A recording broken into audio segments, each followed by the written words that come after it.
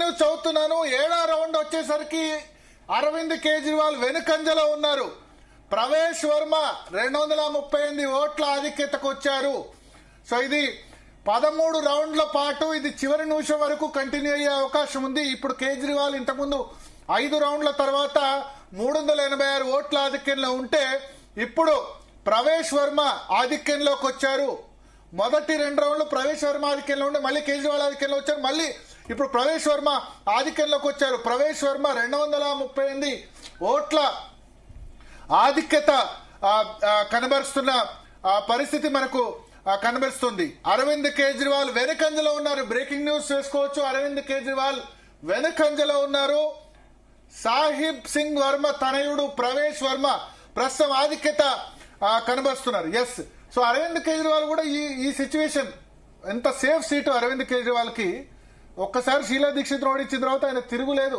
గతంలో అరవింద్ కేజ్రీవాల్ మీద పోటీ చేసిన వాళ్ళు మామూలు వ్యక్తులు కాదు. నుపూర్ శర్మ మనకు గుర్తునే ఉంటుంది. నుపూర్ శర్మ తెలుసు కదా, వివాదాస్పద వ్యాఖ్యలు చేశారు. హిందుత్వ ఫేస్ ఆమె. బీజేపీ ఆమెను సస్పెండ్ చేసింది. ఇప్పటి వరకు కూడా పార్టీలో తీసుకోలేదు.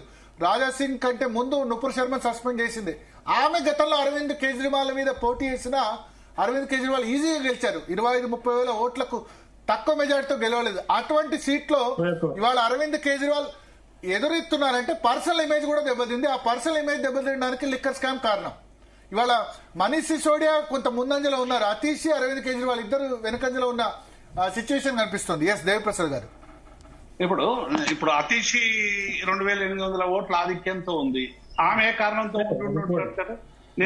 అతీష్ ఇంకా చెప్పలేం.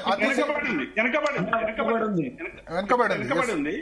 సిసోడియా ఆధిక్యంలో ఉన్నాడు 2686.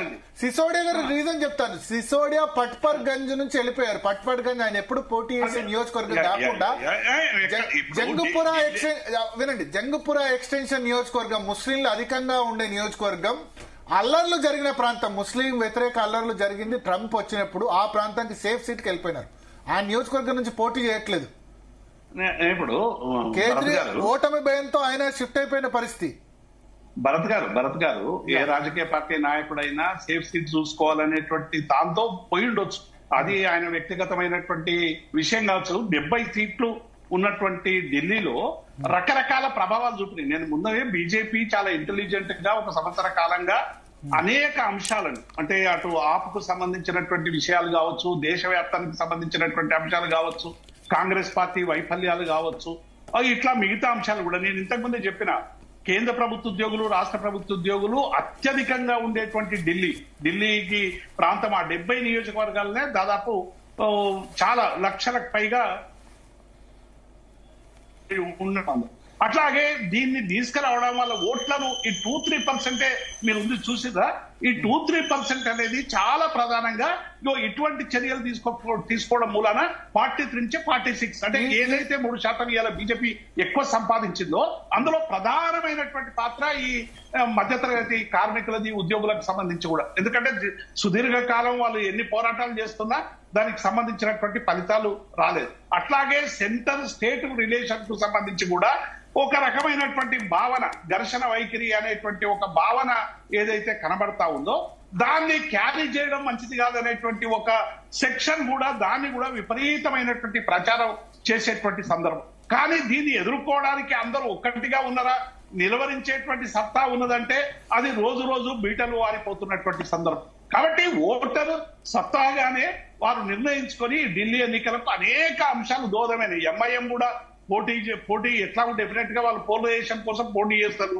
ఇవాళ ఎక్కడెక్కడ ఎంఐఎం ఏ పార్టీ వెనక ఉన్నది అనేది చెప్పడం కూడా ఇబ్బందికరంగా మారిన పరిస్థితులు కనబడతా ఉన్నాయి. ఒకసారి ఆ పార్టీ కోసం పనిచేస్తుంది, ఒకసారి బీజేపీకి కూడా పనిచేసింది అనేటువంటిది కూడా చాలా సందర్భాల్లో మనం నార్త్ సైడ్ లో పోలింగ్ జరిగిన కాబట్టి బీఆర్ఎస్ మిత్రపక్షమే కదా 10 ఏళ్ళు.